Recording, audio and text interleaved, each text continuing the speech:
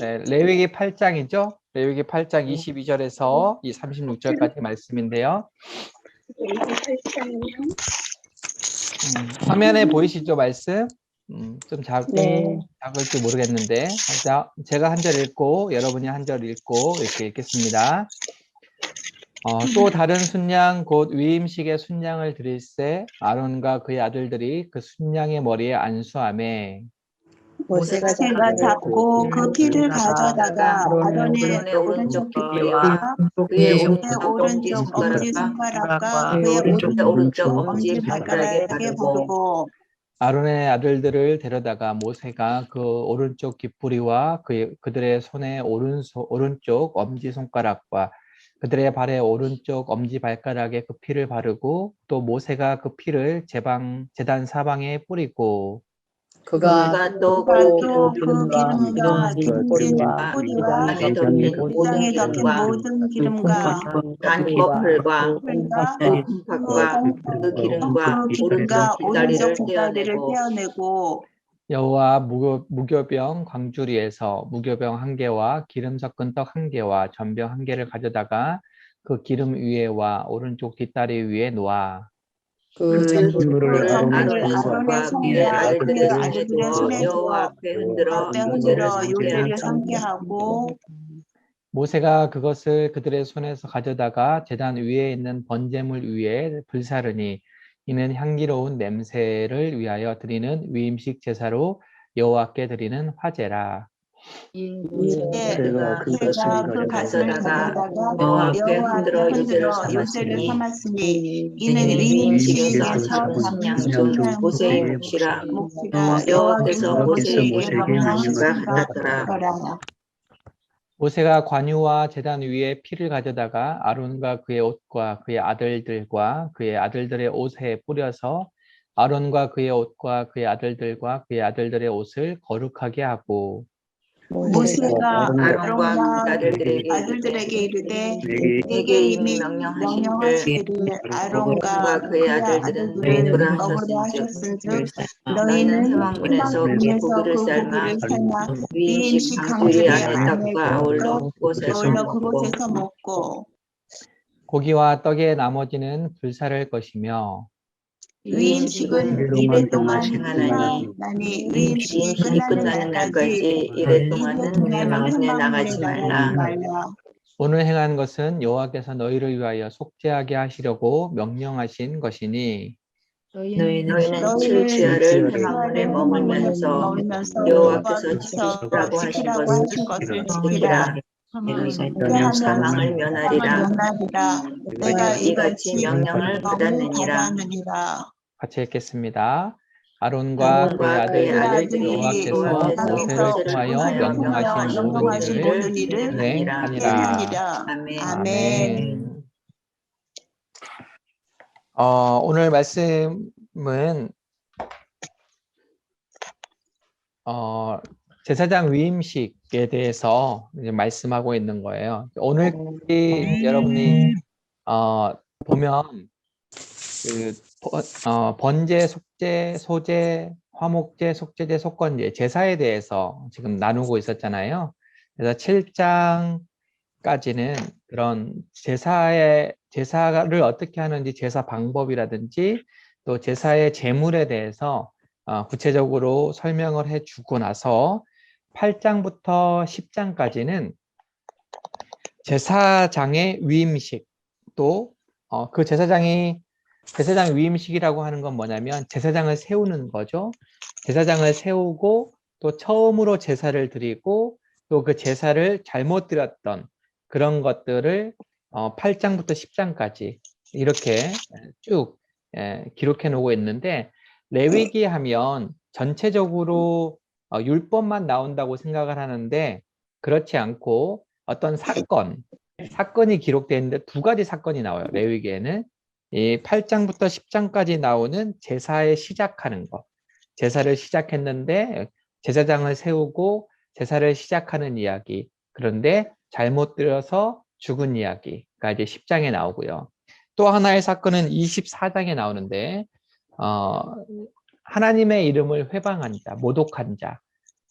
어떻게 되는지에 대한 그런 사건이 하나 나옵니다. 그래서 레위기는 전체가 율법만 나오는 것이 아니라 이렇게 사건 두 가지가 나오는데 오늘 이야기는 그 사건 중에 하나가 바로 제사장 위임식이라는 거예요. 그런데 이제 제사장 위임식은 출애굽기에서요. 출애굽기 우리가 읽었을 때 출애굽기에 나오는 그런 그 많은 성막을 짓는 이야기가 있었잖아요. 성막을 짓고 성막 안에 뭐뭐를 이렇게 기구를 번제단도 만들고 물두멍도 만들고 이렇게 속죄소도 만들고 그렇게 많은 것들을 만들었는데 거기에 덧붙여서 제사장 위임식에 대해서도 얘기를 했었거든요. 그런데 나머지는 다 출애굽기에서 다 했어요. 출애굽기 안에서 성막을 다 완성하고 기구도 다 만들고 그렇게 했는데 출애굽기에서 하라라고 했던 것 중에서 유일하게 하지 않은 것이 하나 있는데 그것이 바로 제사장 위임식, 제사장을 세우는 거예요. 제사장을 세우는 게 왜 뒤에 나오느냐면 제사장이 하는 역할에 대해서 분명하게 알고 나서 제사장을 세워야 될 거 아니에요.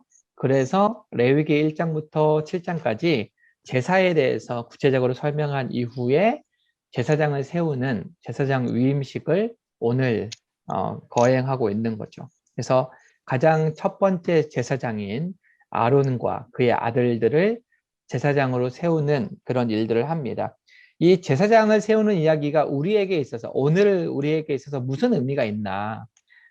뭐 이거 그냥 아론 세우는 이야기, 아론의 아들들 세우는 이야기가 오늘을 살아가는 우리에게 무슨 그 의미가 있나 하지만 오늘 본문 읽기, 오늘 공과에 보면 본문 읽기에 보면은 가장 처음에 나오는 단어가 뭡니까?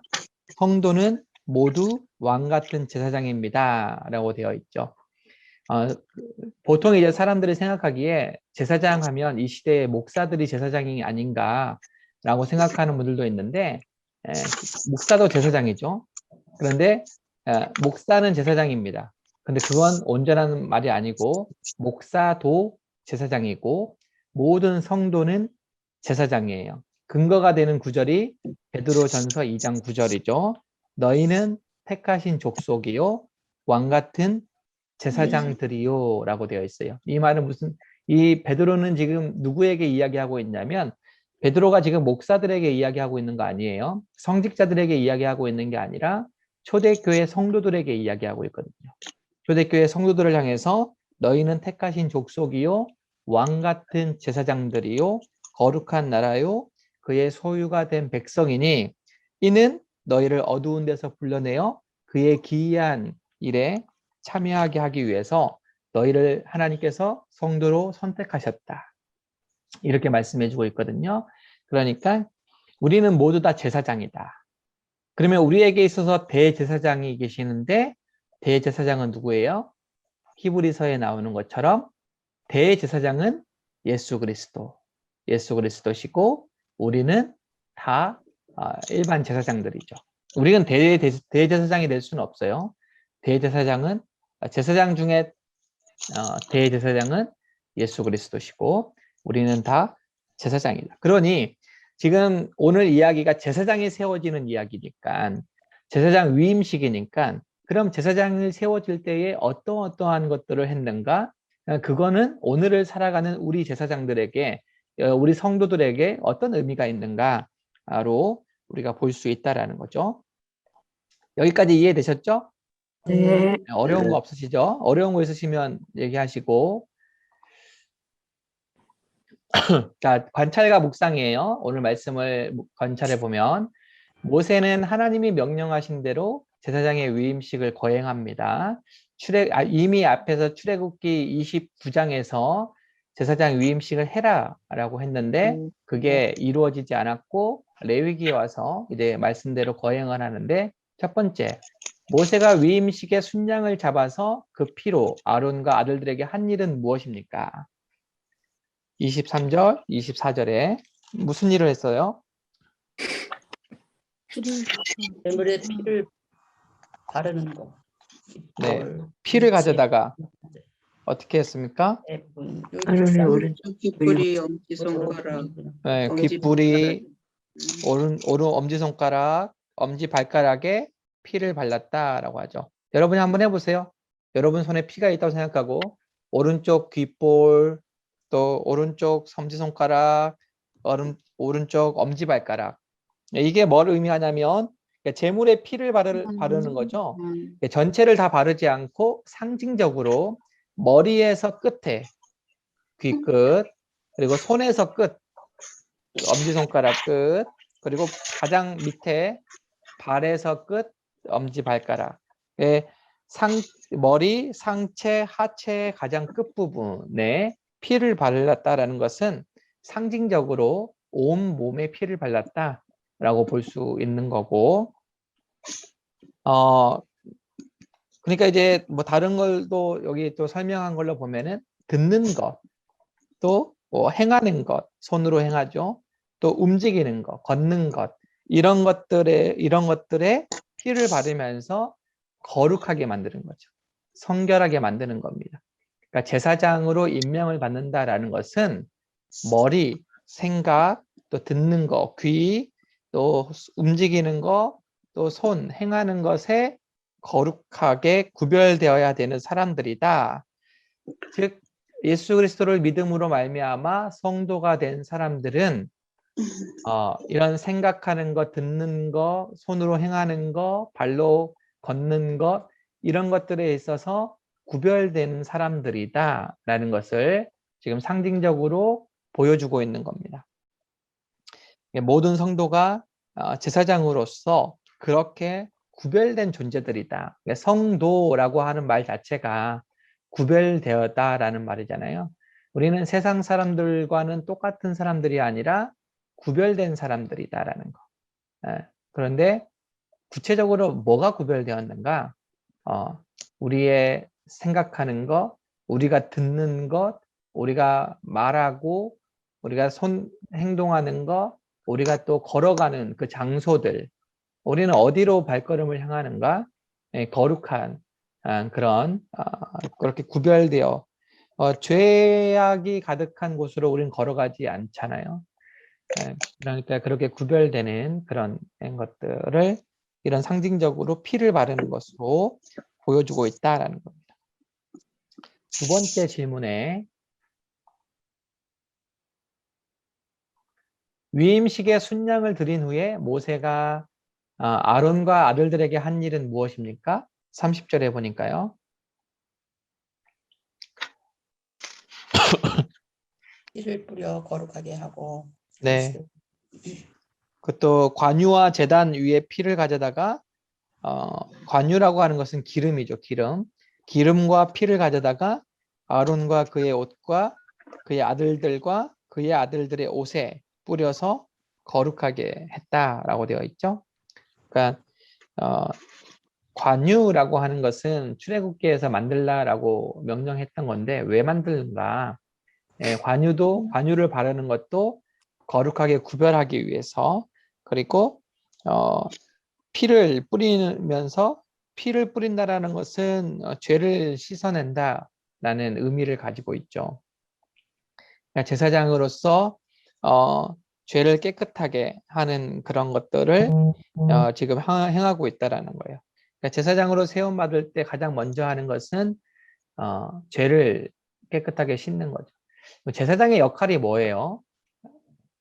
제사장의 역할이 뭡니까?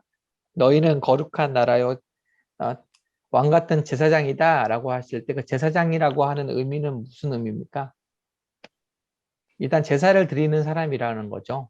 첫 번째로 제사를 드리는 사람이고, 또 하나는 뭐겠어요? 제사를 주관하는 자. 제사를 주관하는 거. 주관한다는 거는 무슨 의미입니까? 대표 그 목사님 같이. 목사님 같이. 아까 목사 아니라고 했는데 목사도 포함된다고 포함되지만 같이. 이게 무슨 말이냐면 하나님과 제사를 드리는 사람과의 어떤 역할을 하는 거예요? 연결을 시켜주는 역할을 제사장이 하는 거죠. 그러니까 성도를 제사장이라고 하는 것은 다른 말로 하면은 하나님과 하나님을 믿지 않는 세상과 어떻게 하는 사람이라는 거예요?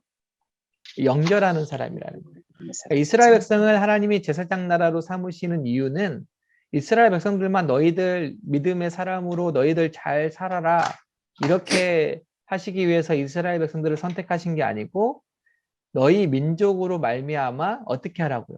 모든 민족이 구원을 얻는 통로가 되게 하시려고 너희를 제사장 나라로 삼은 거죠.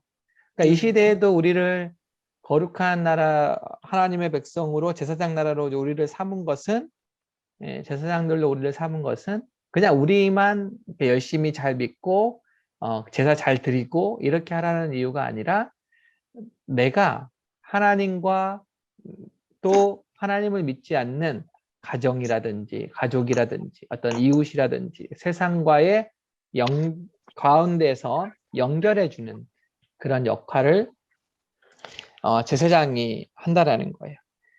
그러니까 그런 역할을 감당하기 위해서 가장 먼저 하는 게 있는데 죄를 사함받는 거죠. 죄를 사함받는 거. 그래서 죄 씻음, 죄에서 깨끗하게 되는 자들이다라는 거예요.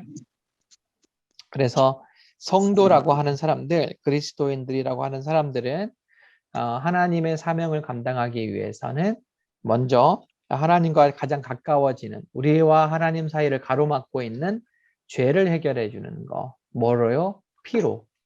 이 시대에는 누구의 피로? 예수 그리스도의 피로.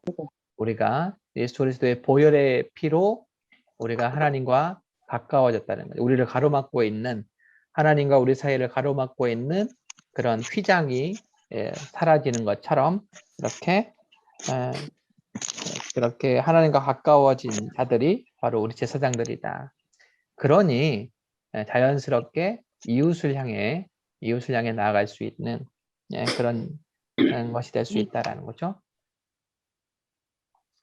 나눔을 보면요. 첫 번째 나눔에 보면 신체에 제물의 피를 바르는 행위와 관유와 피를 몸과 옷에 뿌리는 행위는 제사장의 온몸이 하나님을 위해 성별되었음을 의미합니다. 그리스도의 피로 구원받은 우리는 어떻게 해야 우리의 귀, 손, 발, 눈, 입을 거룩하게 사용할 수 있을까요? 거룩하지 않게 사용하는 경우는 무엇이 있습니까? 여러분의 그 귀, 손, 발, 눈, 입은 지금 어떻게 거룩하신 상태이신가요? 여러분 스스로 말씀하기가 좀 부끄럽죠? 네. 거룩하시지만 나 거룩해 이렇게 말씀하시긴 좀 그렇죠. 어떻게 세상 사람들과 비교했을 때 여러분이 행하는 그런 것들, 말하는 것들, 어떻게 또 발로 아까 얘기했듯이 가는 곳들, 또 눈으로 보려고 하는 것들, 요즘에 워낙 우리의 눈을 현혹시키는 것들이 많이 있고 뭐 인터넷이라든지 이런 것들을 통해서 우리 눈을 거룩하지 못하게 하는 것들이 많이 있는데 혹시 그런 것에 또 그런 것을 듣는 것에 익숙해져 있지는 않은가? 그리스도인으로서 택함 받은 자로서 혹시 그런지는 않은가? 어떠세요? 요즘에 여러분들은 어떠세요? 내 모든 몸의 신체 어떤 내 생활의 패턴 이런 것들이 어떻게 거룩한 것으로 구별되어 살아가고 있는가? 뭐 그러면 그렇다 아니면 아니다. 뭐 그냥 목사님 꼭 그렇지는 않지 거룩하게 살지는 못해도 네. 그냥 믿는 자들이니까 예수 그리스도를 믿는 자니까 거룩하게 살지는 못해도 그렇게 해 보려고 노력하는 그런 삶이죠. 네, 네. 혹시 어떻게 사시다가 어떤 내가 말을 하거나 어떤 행동을 했을 때 이건 거룩하지 않은 거였는데 그러니까 그런 생각은 안 하더라도 이건 믿는 자로서 조금 안 했으면 좋았을 텐데 이런 경험들이 있으신가요? 있어요. 저는 자주 합니다. 올해 특히 말을 통해서 집에서 하고 말을 통해서. 말을 뭐 몇 번 얘기하는 거지만 말을 잘못함으로 말미암아 이거는 안 했으면 좋았을 말인데 뭐 이런 생각도 많이 하고 뭐 그런 거 있으시면 잠깐 얘기해 주시겠어요? 우리 홍일점 김준섭 수사님 한번 나눠주시겠어요? 맞습니다. 아까 권사님 말씀하신 대로 거룩하게 살기 위해서 노력은 하는데 하나님 보시기에 너무나 이제 부끄러운 점이 많죠. 뭐 우리 생각부터 눈에 보이는 것들, 뭐 들리는 것들, 말하는 것들이 전부 교인답지 않는 그런 생활이 좀 있는 것 같아요. 그런데 요즘은 특별히 이제 사순절을 맞이해서 우리가 경건 생활을 조금 더 해보자고 하는 그런 데서 조금 나아진 것 같아요. 그런 게 이제 집에서 이제 얘기를 할 때 가족들과 얘기할 때도 순간 말을 좀 제지하는 그런 순간들이 있었어요. 이거는 내가 지금 목사님 말씀하신 대로 안 하면 좋겠다 하는 걸 순간적으로 말을 멈추기도 하고 그런 것을 뭐 이렇게 적게나마 체험하면서 지내고 있습니다. 네. 많이들 비슷비슷하시죠? 뭐 이렇게 뭐 잘못한 거에 대해서 뭐 그렇게 말씀을 안 하셔도 되고요. 혹시 뭐 나누고 싶은 거 있으시면. 목사님, 저는 이제 저희 남편이 네, 교회를 이제 안 다니잖아요. 네, 네. 안 다니는데 이제 오래전에 여기 이제 3번에서 교회 다닐 때 제가 이제 그 오후에 집에 와서 이제 그 우리 애들한테 좀 소리를 질렀어요. 네. 전 남편이 하는 얘기 듣고 깜짝 놀라서 그다음부터 이제 남편 앞에서 굉장히 그 언어를 자제하는데 남편이 그러는 거예요. 권사님, 교회 가서 은혜 받고 오면 뭐 하십니까? 말 넣어서 다 그 은혜를 까먹는데 교회 가서 그렇게 충분히 은혜 받고 오시면 그 은혜를 베풀어야죠. 그러는데 네. 저희 남편이 이제 아주 대학교 다닐 때는 뭐 1년인가 2년인가 교회를 열심히 다녀서 그 개근상까지 탔더라고요. 그래. 그래서 조금 이제 그 교회를 알긴 아는데 뭐 지금은 어떤 이유로 좀 안 다니고 있지만 그래서는 이제 안 믿는 사람이 정말 보기에는 암만 부부지만 안 믿는 사람이 보기에도 저렇게 안 좋구나 이런 생각이 들어서 그 다음부터는 이제 그 말로써 정말 그 은혜를 까먹지 않게 많이 조심하고 있습니다. 네, 네, 맞습니다. 예.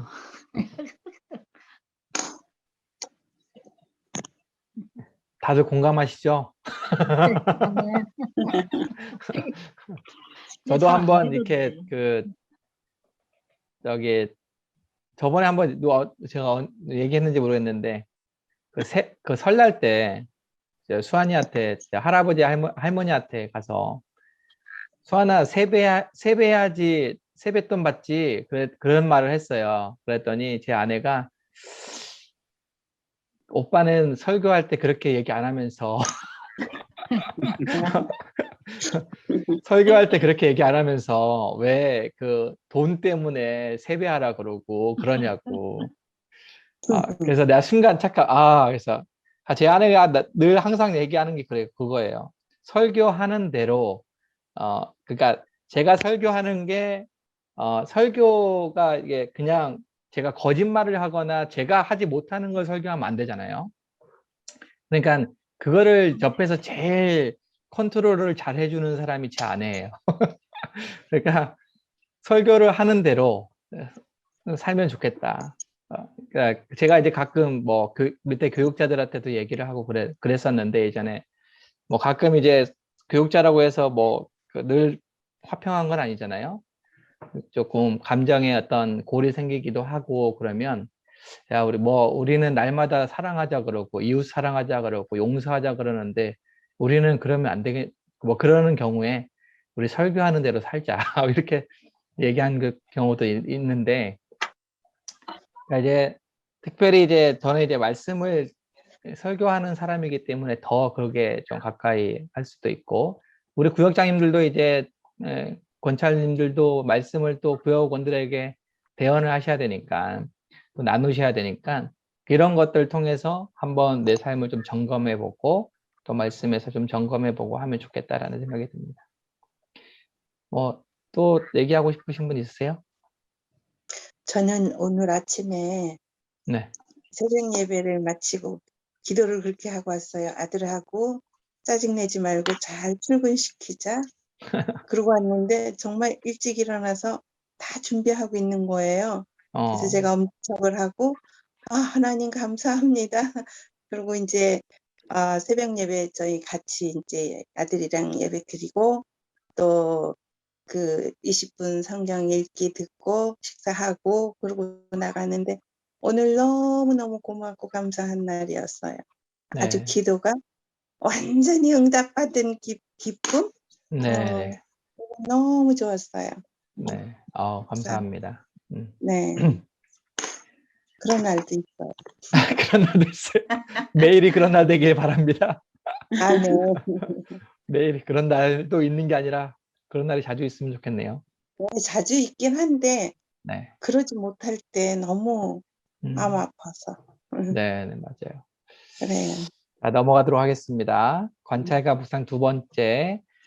제사장 위임식은 7일 동안 계속되었어요. 하루만 한 게 아니라 7일 동안 했습니다. 아론과 그의 아들들은 위임식 순양의 고기와 위임식 강주리 안에 떡을 어떻게 해야 했습니까? 31절에 보니까요. 나눠 먹어. 뜨거운 물에서 떡을 나눠 고기를 먹고. 삶아 광주리 안에 떡과 아울러 네. 먹어. 그곳에서 먹었다라고 했죠. 네, 먹었다라는 거. 그냥 제사만 드리는 것이 아니라 먹었다라는 거는 지금으로 말하면 식탁의 교제를 나눴다라는 거예요. 제사장 위임식 할 때 쫄쫄 굶은 게 아니라 하나님께 드릴 건 드리고 또 남은 것은 함께 먹었다라는 거죠. 그래서 함께 먹었다라고 하는 것에서 이제 화목제의 그런 특징이 들어가 있다라는 건데 아침에 제가 이제 새벽기도 때 화목제에 대해서 조금 설교를 했었는데요. 화목제라고 하는 것은 친교의 제사라고 그랬죠. 교제의 제사. 그러니까 그냥 뭐 어떤 그냥 하나님과의 관계에서만 내가 올바르게 잘 서 있으면 되지가 아니라 이런 화목제를 통해서 하나님과 화목한 자는 자연스럽게 함께 식탁하면서 식탁의 교제를 나누면서 이렇게 거룩한 식사를 나누면서 이렇게 같이 함께 교제하는 거 너무 중요하다라는 거예요. 그래서 제가 아침에 새벽기도 때 설교할 때 드렸던 말씀이 교회 안에서 예배가 하나님과의 관계만 있는 건 아니다라는 거, 이웃과의 관계도 또 성도와의 관계, 성도의 교제도 너무나 중요하다라는 거를 말씀을 드렸습니다. 그리고 이제 함께 식사하는 거, 우리 한국 사람들이 제일 많이 하는 말이 밥 먹자 아니에요? 밥 먹자. 근데 요즘엔 코로나라서 밥을 잘 못 먹긴 한데 이 밥 먹는 거가 사실 아무것도 아닌 것 같지만 성경에서도 너무나 중요한 식탁의 교제라는 게 너무나 중요한 거예요. 그러니까 그 기념하기 위해서 하나님이 성만찬을 성만찬 우리가 그냥 떡 한 덩이 이렇게 먹는 거지만 실제로 이게 지금 큰 교회이기 때문에 그렇게 하지 제가 만약에 개척을 하거나 어떤 작은 교회를 해서 한 뭐 20명, 한 30명 정도 성만찬을 한다 그러면요. 뷔페를 할 것 같아요. 뷔페를 시켜가지고 같이 이렇게 막 이렇게 먹으면서 그렇게 성찬을 할 것 같아요. 그게 진정한 성찬이고 성만찬이죠. 그래서 같이 식탁의 교제를 나누는 거는 너무나 중요합니다. 코로나가 이제 그걸 못하게 하는데 같이 공동체로서 뭐 여전도에 뭐 3, 4, 5 나눠서 같이 식탁 교제하는 거는요 너무나 중요한 성도의 교제입니다. 그래서 특히 이제 우리 뭐 요즘에 식사를 교제를 못하니까 막 떡을 나눠주고 그러잖아요. 그것도 좋은 것 같아요. 그래서 그렇게라도 같이 식탁을 나누는 거가 참 의미 있다라는 생각이 들어요. 그래서 먹는 거, 그 초대교회는 예배를 어떻게 드렸을까? 요즘에 이제 초대교회 예배에 대해서 많은 사람들이 관심을 갖고 초대교회는 신앙생활을 어떻게 했을까에 대한 책들이 많이 나오고 있는데 우리 같이 예배할 때 딱 와서 딱 처음부터 찬양하고 기도하고 막 이렇게 순서대로 이렇게 예배하지 않았다는 걸 잘 아시죠? 주로 모여서 자기들이 밥 같은 거, 반찬 같은 거 가지고 와가지고 같이 나눠 먹고, 그리고 자기가 신앙생활했던 거 나누고, 예수님에 대해서 고백하고, 또 찬양도 하고, 기도 제목도 나누고, 같이 기도하고, 이렇게 해서 자연스럽게 흩어졌던 게 초대교회 그런 예배들이거든. 제가 싱가포르에 일단 그 비전 트립을 갔었는데, 시티 하베스트 처치라고 해가지고 지금은 이제 감옥에 가셨는데 콩이 목사님이 그런 이제 셀 처치를 엄청 크게 하셨는데 그분은 주일에 예배 딱 한 번만 드려요. 그리고 이렇게 셀로 구역 같은 그런 셀로 주중에 모이는 것을 계속 권장하고 하는데 잘 모이는 집에 이제 잘하는 집에 저희가 초청을 받았겠죠. 네, 잘하는 집에 가니까 뭐 거의 뭐 제가 아까 말했던 것처럼 음식을 이렇게 약간 뷔페처럼 이렇게 쭉 해놓고 간단하게 찬양 같이 하고 기도하고 식탁 교제를 나누는 거예요. 그리고 주일에 목사님 설교했던 거를 잠깐 그 구역장이라고 하는 분이 그냥 잠깐 나누고 이렇게 하면서 교제하고 어떻게 지냈는지 서로 이렇게 또 기도해 달라고 이렇게 하고 이렇게 하는 교회가 있더라고요. 그래서 참 의미 있다라는 생각이 들고 성도의 교제가 풍성하게 일어나면서 동시에 하나님과의 관계도 더욱더 돈독해지는 것을 볼 수가 있었습니다. 바라건대 우리 구역 식구들이 사실 그 구역 식구들 안에서 사실 이런 풍성한 교제가 있기를 원해요. 그래서 그냥 단순히 그냥 얼굴만 보고 이렇게 지나가는 것도 좋지만 때때로 뭔가 이제 마실 거라든지 먹을 게 있으면 훨씬 더 친분도 쌓이고 돈독해지니까 뭐 방역 지침에 지금 이제 아직 허락이 되지 않으니까 뭐 6명까지는 허락이 되니까 코로나에 좀 조심하면서 조금 이렇게 시도를 해보는 것도 의미 있겠다. 이제 새롭게 다시 구역 모임을 다시 시작하니까 그런 시간들도 뭐 같이 차 한잔 하거나 이런 시간도 가지면 좋겠다라는 생각이 듭니다. 자, 그리고 남은 고기와 떡은 어떻게 해야 됩니까? 두 번째, 남은 고기와 떡은 어떻게 해야 돼요? 불살라. 불살라야 되죠. 이거는 의미가 있습니다. 그 하나님과의 관계 예배에서 이 고기를 나눠 먹는 것은 예식 가운데 너무나 중요한 거인데 그렇다고 해서 너무나 자유분방하게 하면 안 된다라는 거예요. 고기를 남았다고 해서 뭐 그냥 대충 그렇게 뭐 음식 쓰레기에 버리고 뭐 그냥 뭐 이렇게 하면 안 된다라는 거죠. 이 뒤처리를 잘해야 된다 이렇게 얘기를 하고 있잖아요. 그래서 이런 그 거룩하게 구별되어서 같이 먹었던 음식도 잘 뒤처리를 잘하고 온전히 분살내야 된다라는 거. 그래서 최소한의 형식이 있어야 된다라는 거죠. 특히 이제 성도들 간에 너무 친하다고 해서 그런 것들을 넘어서는 경우도 있어요. 너무 친하다 보니까 말도 막 함부로 하게 되고 막 좀 서로를 대할 때 막대하는 경향이 있을 수가 있는데 그러면 안 된다라는 거예요. 최소한의 예의를 갖추고 예배에도 아까 초대교회 얘기를 했지만 막 이렇게 자연스럽게 자유분방하게 하는 것이 아니라 어떠한 질서가 있어야 된다라는 거죠. 질서가 있어야 되는 거죠. 너무 자유분방해도 질서가 무질서하게 되면 교회 공동체를 또 구역을 이끌어가는 데 있어서 어려움이 있을 수가 있다라는 거예요. 그래서 절제된 태도가 필요하다라는 거를 보여주고 있고요. 세 번째, 위임식이 진행되는 7일 동안 아론과 그의 아들들이 금해야 하는 것은 무엇입니까? 위임식이 7일 동안 계속된다 그랬죠? 그 7일 동안 어떻게 해야 됩니까?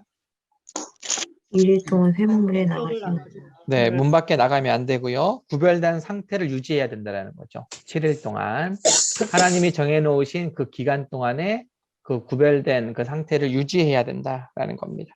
7이라고 하는 숫자는 상징적인 숫자죠. 완전함, 하나님 앞에서 완전함, 그리고 온전함을 상징하는 의미인데 하나님이 정해놓으신 그 기간 안에 그 온전성, 그 완전성을 유지해야 된다라는 것을 보여주고 있습니다. 제사장이라고 하는 것은 그렇게 하나님 앞에 구별된 사명자인 것을 또 기간, 특별히 아까 우리 김치수 집사님이 얘기하셨지만 어떤 사순절이라고 하는 우리 절기가 있는 것은요, 뭐 절기 때마다 설교할 때 가끔 얘기하는 거지만 우리에게 절기가 있다는 건 너무나 중요해요. 만약에 사순절이 막 10년에 한 번 있었다, 그럼 어떨 것 같아요? 막 10년에 한 번, 20년에 뭐 일생에 한 번 사순절이 있다. 그러면 우리 생활이 너무 루즈해지지 않을까라는 생각이 들어요. 신앙생활이 우리 인간이기 때문에 인간의 본능이 너무 쉽게 잊어버리고 쉽게 까먹고 쉽게 나태해지고 쉽게 게을러지는 것들이 있는데 교회력은 그런 뭐 사순절이라든지 그런 부활절 또 이런 또 대림절 이런 절기들을 통해서 우리가 다시 한번 하나님 앞에서 점검하고 또 절제하고 이런 것들이 있다라는 거죠. 그래서 기간을 정해서 우리에게 또 도전하게 하는 그런 지금 이 기간이 사순절이기 때문에 참 의미가 있다라는 생각이 듭니다. 그 그리스도인인데도 지금이 사순절인가 뭐 이런 것도 모르고 그냥 지나가는 사람들도 많이 있어요. 늘 똑같이 이렇게 생활하는 사람들도 있는데 하나님은 우리에게 절기를 주신 거, 또 기간을 주신 거는 어떤 기억하라라고 하는 기념하라라고 하는 그런 아주 중요한 의미가 있기 때문에 이런 절기들을 통해서 우리 신앙을 다시 한번 리뷰해보고 또 리마인드 해보고 하는 것들이 중요한 것 같습니다. 나눔인데요. 두 번째 나눔. 아론과 그의 아들들은 하나님 앞에서 화목의 식사를 했습니다. 그렇지만 남은 음식은 경솔히 다루는 일이 생기지 않도록 불살랐습니다. 하나님이 거룩하시기에 하나님과 누리는 화목에도 요구되는 거룩함이 있습니다. 화목은 은혜를 방종으로 망치지 않기 위해 지켜야 하는 거룩함에는 무엇이 있을까요? 사실 이제 아까 김상희 권사님이 얘기하셨지만 하나님 예배하면 대체로 이제 하나님과의 관계를 많이 생각하잖아요. 하나님과의 관계. 그리고 이제 우리에게 가장 중요한 것은 제사장으로서 우리에게 중요한 것은 예배를 드리고 난 이후에 우리의 상태가 제일 중요한 것 같습니다. 그래서 예배를 드리고 난 이후에 나는 어떠한 사람인가? 즉 예배를 드리고 나서 가정으로 갔을 때, 예배를 드리고 나서 회사나 직장으로 갔을 때 나는 어떠한 모습으로 상대방을 대하고 또 업무를 대하고 그렇게 하고 있는가? 나는 하나님과 친하다고 생각하지만 세상 사람들이 봤을 때는 그렇게 안 보는 경우가 많이 있죠. 세상 사람들이 더 잘 알아요. 이제 그래서 제가 그래서 기대 심리라고 하는 거 있죠. 그리스도인이라고 하면 지금은 이제 시대가 또 많이 또 바뀌었기 때문에 교인들에 대한 기대가 많이 사라졌지만 그래도 세상 사람들의 마음속에 그리스도인이라고 하는 그런 교회를 다닌다라고 하는 사람의 어떤 최소한의 기대 심리가 있다라는 거예요. 이래야 된다라고 하는 기대 심리. 그런데 그런 것에 만족하지 못할 때는 제사장의 역할을 제대로 못하는 거죠. 하나님과의 가깝게 저 사람이 하나님과의 가깝게 하도록 나를 주님께서 통로로 사용하셔야 되는데 그거를 하지 못하게 되니까 그게 이제 조금 어려움인데 어떻습니까? 여기 여러분 예배한 후에 네, 여러분은 어떤 사람으로 변화됩니까? 변화되면 안 되죠. 변화됩니까? 아까 이제 이거는 아까 김상희 원사님이 대표적으로 나누셨던 거가 있고 많이들 공감하셨던 거인 것 같습니다. 그 예배 후에 갑자기 화가 나거나 막 예배 후에 갑자기 뭐 미움 다툼 시기질도 다 버리고 나가야 되는데 그걸 그대로 싸가지고 나가서 예배는 드리고 왔는데 왼수가 집에 있고 그 왼수는 예배를 드리고 난 이후에도 똑같이 꼴보기가 싫고 그러면 안 되겠죠. 그러면 안 됩니다. 어제는 왼수가 꼴보기 싫었으면 예배하고 난 이후에 본 왼수는 조금 더 가까운 사람이 되어야 되고 네, 그런 모습을 통해서 그 왼수가 나를 통해서 하나님을 조금 더 알려고 하지 않을까, 조금 더 가깝게 다가오려고 하지 않을까라는 거. 자녀들에게도 나의 신앙이 자녀들에게 비춰졌을 때에 우리 엄마가 믿는 신앙, 우리 아빠가 믿는 신앙이 진짜구나 라는 것을 사실은 교회의 역할도 크지만 가장 중요한 건 가정의 역할이거든요. 가정에서 내가 어떻게 행동하느냐에 따라서 내가 어떻게 말하느냐에 따라서 내 자식이 내 자녀가 하나님을 만날 수 있는 확률이 훨씬 더 높아진다는 거예요. 제가 이제 수환이를 키워보니까 아직은 5살이라서 아직은 뭔 모르지만 뭐 또 이제 교회 안에서 살다 보니까 늘 얘가 하는 말 자체가 뭐 누가 목사 아들 아니랄까봐 맨날 하는 얘기가 이제 그런 얘기들인 거예요. 근데 한편에는 이게 너무 또 애가 또 너무 이런 거 아닌가 싶기도 하지만 한편에는 또 뭐 언제까지 이렇게 계속 갈지 모르겠지만 감사한 것도 있어요. 얘가 먼저 순간 이제 기도 안 하고 밥 먹을 때도 있으면 얘가 먼저 얘기를 하거든요. 어제 제가 제 아내랑 이제 얘기할 때 제 아내가 이제 수환이한테 배워야 된다고 하는 얘기가 있어요. 뭔 얘기를 했냐면, 이게 뭐 러시아, 우크라이나 전쟁을 하잖아요. 전쟁을 하는 거를 이제 뭐 얘도 알아요. 유치부에서도 기도하고 막 그러니까 엄마가 이제 엄마가 이제 물어본 거예요, 저한테. 우크라이나 어떻게 됐어? 물어봐요. 그래서 지금 3차 회담이 결렬됐고 뭐 병원도 폭격하고 산부인과도 폭격하고 그래서 산부인과 사람들도 다 대피하고 이런 사건이 있었다라고 했더니 어떻게 아내가 이제 어떻게 이거 어떻게 해야 되지? 이거 빨리 전쟁이 끝나겠는데 그랬더니 수환이가 대뜸 하는 말이 기도해야지. 기도해야지 하나님이 도와주시지 이렇게 하더라고요. 그래서 그렇지 기도해야지. 내가 그냥 뭐 알고 하는 말인지 아니면 그냥 습관적으로 들어서 하는 말인지는 모르겠지만 이게 듣고 배우고 하는 것이 그냥 그런 건 아니다라는 생각이 들더라고요. 그래서 많은 가정들이 남편이 안 믿고 자녀들이 지금 많이 신앙에서 벗어나고 있는 그런 상황들이시잖아요. 그런 집이 많이 있잖아요. 외롭게 이제 신앙생활 하시는 분들이 많이 계시는데, 그리고 조바심도 있어요. 또, 기도하지만 언제까지 기도해야 되는지 막 포기하고 싶은 생각도 들고, 그렇지만,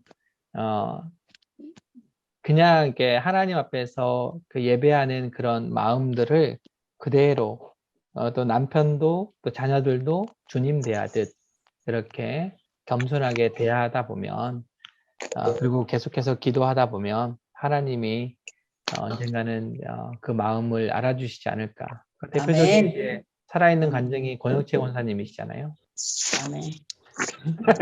원수를 잘 이렇게 잘 다독여서 또 하나님 앞으로 인도하신 분도 계시니까 또 많은 분들이 또 그렇게 또 간증을 많이 하면 좋겠다라는 생각이 듭니다.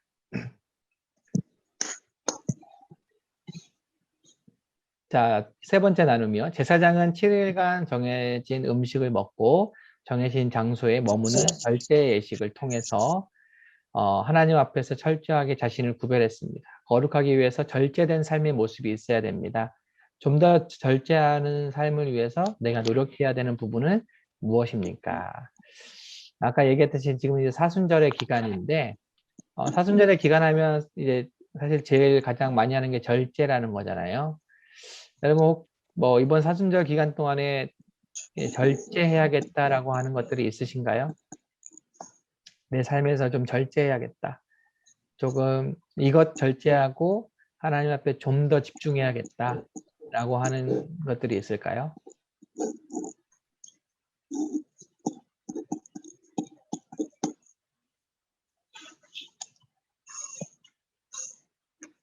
다들 너무 절제를 잘하고 계셔가지고 말할 게 없으시죠?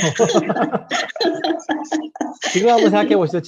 지금 한번 내가 그래도 사순절의 기간 동안에 내 신앙을 위해서 이거는 좀 절제해야 되지 않을까? 뭐 많이들 하는 게 이제 뭐 미디어 절제, 핸드폰 하는 거, 뭐 이제 뭐 서핑하는 거 아니면 뭐 쇼핑하는 거 아니면 뭐 드라마나 영화, 뭐 또 뭐가 있습니까? 게임, 컴퓨터 게임, 핸드폰 게임 같은 거 이런 것들 많이들 얘기하시고 뭐 내가 평소에 절제했던 거 뭐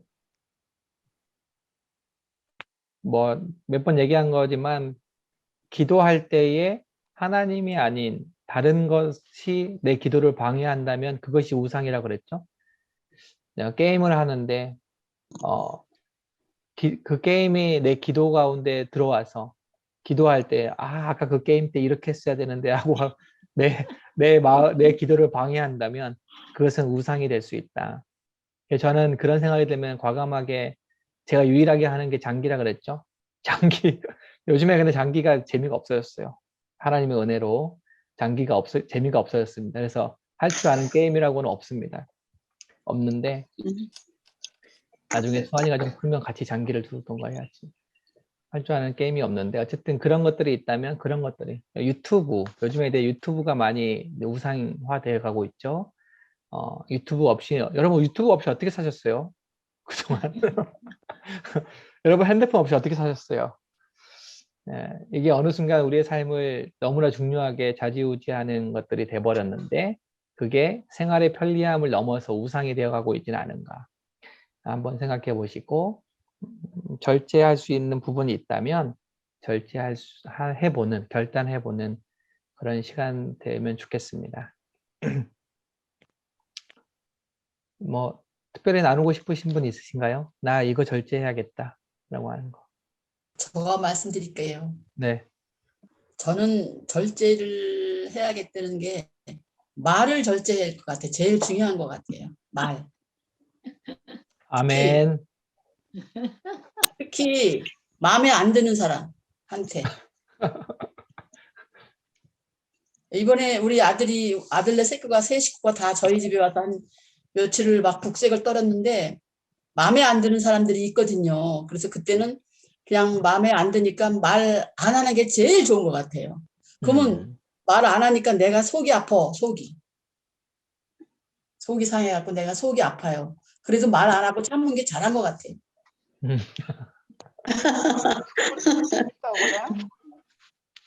아들도 뭐 예를 들어서 말하면 이제 기도를 해주잖아요. 엄마 아빠가 거기 가니까 기도해주면 기도 중에 엄마 기도 짧게 해주세요. 이래. 얼마나 기도 중에 있잖아요. 기도하고 있는데 말 좀 짧게 해주세요. 미워서 그냥 한마디 하고 싶어도 참았죠. 아이고 잘 참았습니다. 네, 다른 분들이 있으신가요? 또 절제하고 싶으신?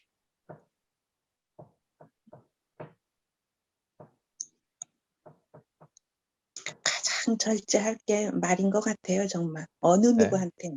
네. 말이 제일 중요해. 말이 제일 중요한 것 같아요. 말이 이- 나가면. 네. 말 네. 조심하겠습니다. 목사님 말씀하실 게 뭐가 있나요? 네. 하여튼 절제하는 한번 결단해 보시고요. 개인적으로 나누지 못하더라도 개인적으로 절제해야 될 것들을 한번 생각해 보시는 시간 되면 좋겠습니다. 여기까지 이제 내용을 마치고요. 기도를 할 텐데 혹시 기도 제목 나누고 싶으신 분들 있으신가요?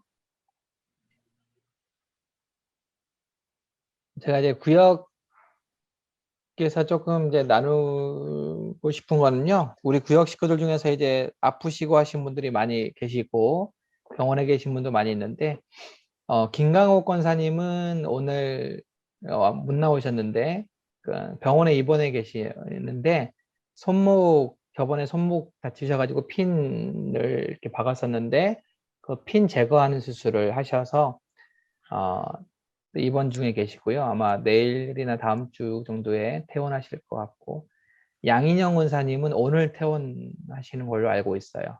음, 그 이제 그 뇌출혈이 많이 잡혔고 출혈은 더 이상 안 되고요. 그 출혈된 부분이 많이 잡혔고 그리고 이제 일상생활이 이제 괜찮다고 판정이 되고 근데 이제 가셔도 일단은 퇴원하자마자는 좀 어지러울 수 있으니까 조금 조심해야 된다라는 소견이시고 박경자 권사님 남편 송병호 성도님은 많이 좋아지셨어요. 그 몸은 신체는 이제 많이 좋아져서 지금 이제 재활을 많이 잘 하고 계시고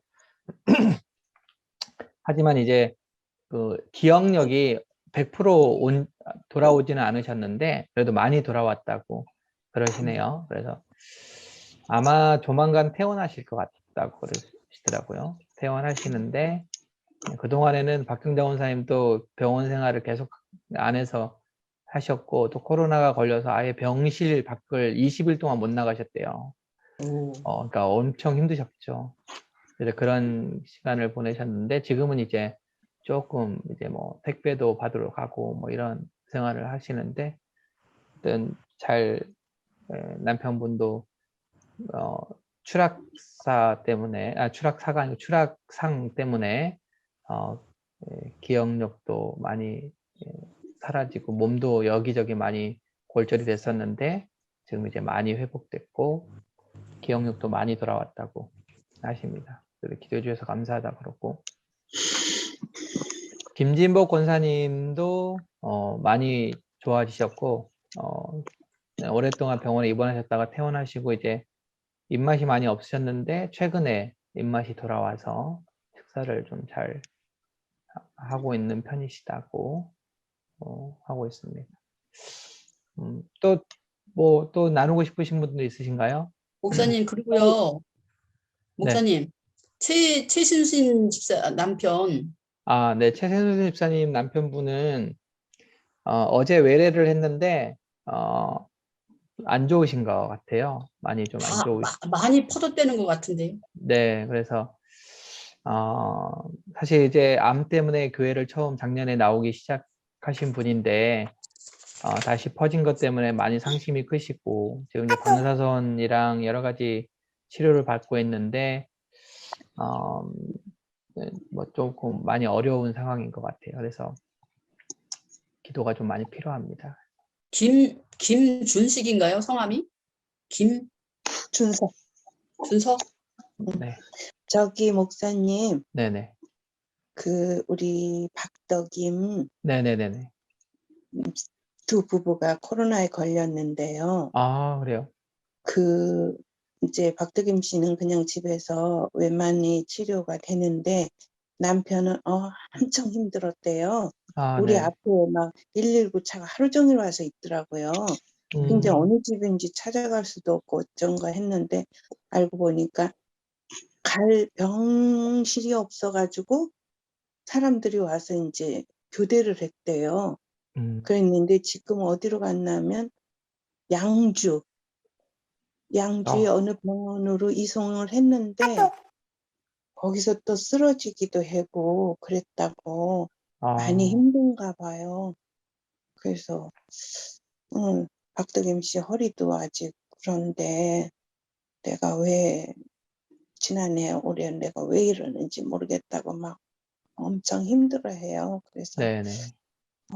목사님한테 말씀드리려고 했었는데 이 시간에 기도 좀 해주시면 네네. 좋겠어요. 알겠습니다. 네. 구역에 또 기도 제목 나누시고 싶은 분들이 있으시면 구역 뭐 본인 기도 제목이라든지 아니면 구역 식구들 중에서 나누시고 싶으신 분들 있으면 나눠주세요.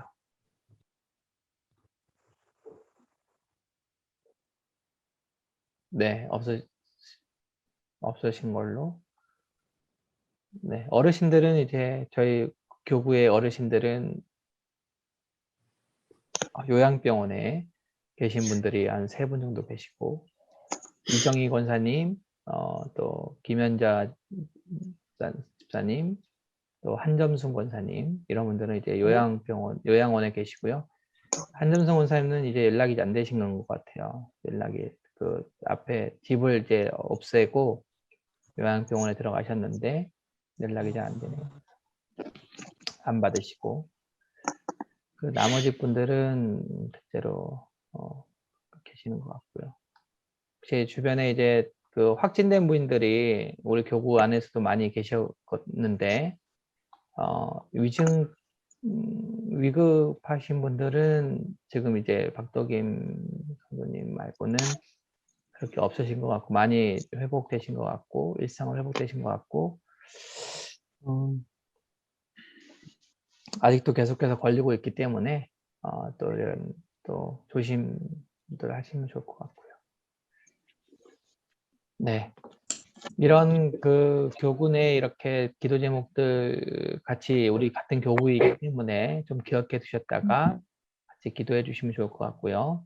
네, 공통 기도 제목 같이 나누고 잠깐 한 3분 정도 기도하시고 오늘은 제가 기도하고요. 마치도록 하겠습니다.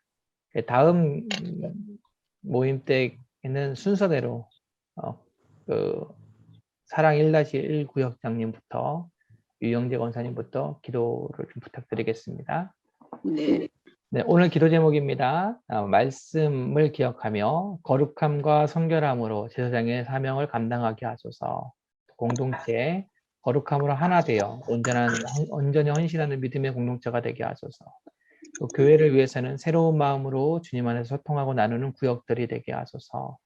네, 구역이 오래되다 보니까 늘 그냥 뭐 이렇게 정체되어 있는 구역들이 많이 있는데 새롭게 또 갱신하고 또 새로운 그런 나눔들이 풍성한 그런 구역들이 되게 해달라고. 담임 목사님의 청빙 절차가 이제 최종 2명인데요. 이번 주에 명단이랑 설교 일정이 나갑니다. 주보에. 그래서 2분에 압축되어 있는데 2분 중에 또 셋째 주, 넷째 주 2주 설교하고 4월 첫째 주에 투표할 건데 잘 은혜롭게 마무리되도록 기도해 주시고 세상 속에서 하나님의 사랑과 선하심과 능력을 드러내게 해주세요. 세상과 이웃을 위해서는 코로나 바이러스 또 우크라이나 사태 또 대선 끝난 이후에 분열이 되지 않도록 시험과 취업, 진급 진로를 준비하는 이들을 앞날을 열어달라고 이 시간 같이 함께 기도하고 제가 마무리 기도하고 마치도록 하겠습니다. 기도하겠습니다. 하나님 감사합니다. 오늘 사랑교구 또 2022년 첫 혼차례로 모일 수 있도록 인도하여 주시니 감사를 드립니다. 오늘 제사장 위임식을 보면서 우리로 거룩한 제사장들로 세워주신 하나님, 우리가 하나님 앞에 더욱더 구별되어서 세상 사람들이 보았을 때에 부끄럽지 않는 그런 제사장의 역할들을 잘 감당할 수 있는 우리가 될 수 있도록 인도하여 주시고 또 하나님이 세우셨사오니 하나님의 뜻대로 또 살아가는 저희가 될 수 있도록 도와주시옵소서. 저희의 모습들을 보면서 주님께로 더욱더 가까이 나아올 수 있는 그런 통로로 저희가 쓰임받을 수 있도록 인도하여 주시고 특별히 구역을 섬기고 있습니다. 사랑하는 구역원들 한 사람 한 사람 주님께서 또 주님의 마음으로 돌볼 수 있도록 인도하여 주시고 또 새롭게 우리 구역들이 갱신되게 하여 주시고 또 함께 모이며 또 나눌 수 있는 그런 모임들이 많아질 수 있도록 주님께서 인도하여 주시옵소서. 우리 사랑교구 안에 여러 가지 또 힘든 분들이 많이 있습니다. 하나님 우리가 그런 분들을 위해서 기도하는 일에 쉬지 않도록 인도하여 주시고 함께 울고 함께 즐거워하는 귀한 사랑교구 모든 구역 식구들 될 수 있도록 인도하여 주시옵소서. 오늘 첫 모임 주님께 영광을 돌립니다. 나오지 못한 권찰들도 하나님께서 붙들어 주셔서 다음에는 함께 모여서 함께 깊은 교제할 수 있도록 주님께서 인도하여 주시옵소서. 하나님 담임 목사님의 청빙 과정 가운데 얼마 남지 않은 기간에 하나님께서 더욱더 우리를 붙들어 주시고 지혜를 허락하여 주셔서 하나님 가장 적합한 분으로 선별될 수 있도록 인도하여 주셔서 그것으로 인하여 하나님께 영광 돌릴 수 있는 우리 교회 될 수 있도록 인도하여 주시옵소서. 이 나라와 이 세계가 오직 하나님의 손에 있사오니 하나님 어떤 분열과 전쟁이 비춰지게 하여 주시고 하나님의 은혜 가운데 든든히 세워져 갈 수 있도록 인도하여 주시옵소서. 사순절의 기간에 하나님 앞에서 더욱더 절제하며 감사함으로 나아가는 귀한 권찰 한 사람 한 사람 될 수 있도록 인도하여 주시옵소서. 감사를 드리며 예수님의 이름으로 기도합니다. 수고하셨습니다, 목사님. 네, 잠깐 광고해 주시죠, 권사님. 광고 잠깐 하고 마치겠습니다. 네. 세례 입교식이 4월 7일 부활주일 날 만 10세 이상 교회 등록 1년 이상 성도들 있습니다. 신청은 3월 13일 주일까지 사무실로 하면 되고요. 구역 모임 후에 모임 참여 명단과 구역원 기도 제목을 교구 서기인 뭐더라? 목사님께 해주시면 좋겠고요. 그리고 뭐 다른 건 없네요. 뭐 이상입니다. 힘차게 한 주 살아가시기 바랍니다. 네, 감사합니다. 추가적으로 우리 한영대학 시작하는데요. 한영대학도 많이 관심 가져주시고요. 우리 구역원들에게 또 많이 권면해 주시기 바랍니다. 새롭게도 공부하는 일에 여러 가지 또 참여해 주시면 좋을 것 같습니다. 다른 기타 문의사항이나 질문사항 있으신가요? 나갔네. 네. 없으시면 우리 박수 3번 치고 마치겠습니다.